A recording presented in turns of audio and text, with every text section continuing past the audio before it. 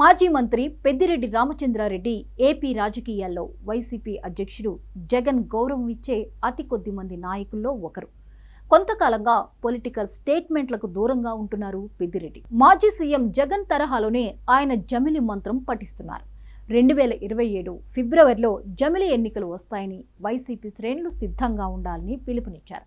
స్వయంగా కేంద్ర మంత్రి ప్రహ్లాద్ జోషియే ఆ విషయం చెప్పారని పెద్దిరెడ్డి రామచంద్రారెడ్డి వ్యాఖ్యానించడం ప్రాధాన్యత సంతరించుకుంది. పెద్దిరెడ్డి వ్యాఖ్యలు ఇప్పుడు ఏపీ రాజకీయాల్లో చర్చనీయాంశంగా మారాయి.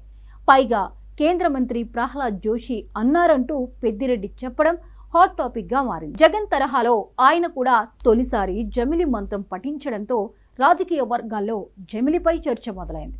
2024 ఏపీ అసెంబ్లీ ఎన్నికల్లో వైసీపీ ఘోర పరాజయం పాలైంది. కేవలం 11 సీట్లకు మాత్రమే పరిమితమైంది. అయితే సార్వత్రిక ఎన్నికలు పూర్తయిన కొన్ని రోజుల తర్వాత నుంచి రాష్ట్రంలో జమిలి ఎన్నికలపై చర్చ మొదలైంది.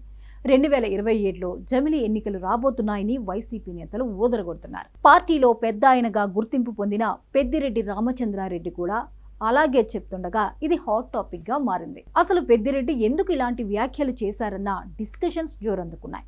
ఇక్కడే 2 ప్రధాన కారణాలు చెబుతున్నారు రాజకీయ విశ్లేషకులు.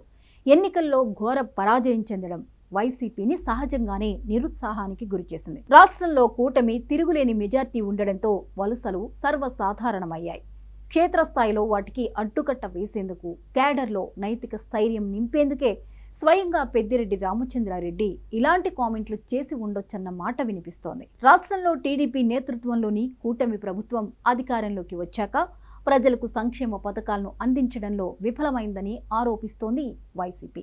గత వైసీపీ పాలనలో ప్రతి ఒక్కరికి తాము ఎన్నో సంక్షేమ పథకాలు అందించగా ఇప్పుడు వాటిలో కొన్నింటిని కూడా ప్రస్తుత కూటమి ప్రభుత్వం అమలు చేయలేకపోయిందని జగన్ పదే పదే ఆరోపిస్తున్నారు. ఇలాంటి పరిస్థితుల్లో వైసీపీ శ్రేణుల్లో ఉత్సాహం నింపడం కోసమే ఈ మైండ్ గేమ్ ఆడుతున్నారన్న అభిప్రాయం వ్యక్తమవుతోంది. పెద్దిరెడ్డి కావచ్చు, లేదంటే మరో వైసీపీ నేత కావచ్చు, ఎవరి కామెంట్లనైనా పక్కన పెడితే జమిలి ఎన్నికలు 2027లో వచ్చే అవకాశాలు ఉన్నాయా అంటే అదంత సులువేం కాదన్న మాట వినిపిస్తోంది. ఇప్పటికే జనగణనకు సంబంధించి కేంద్రం నోటిఫికేషన్ జారీ చేసింది.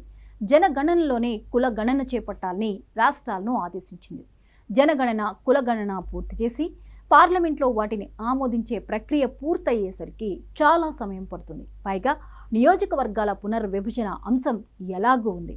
ఆ ప్రకారం చూస్తే ఏదైనా అద్భుతం జరిగి చకచకా పరిణామాలు మారితే తప్ప 2029 వరకు జమిలి వచ్చే అవకాశమే లేదన్న వాదన వినిపిస్తోంది. ఏపీ సీఎం చంద్రబాబు కూడా అదే చెప్తున్నారు.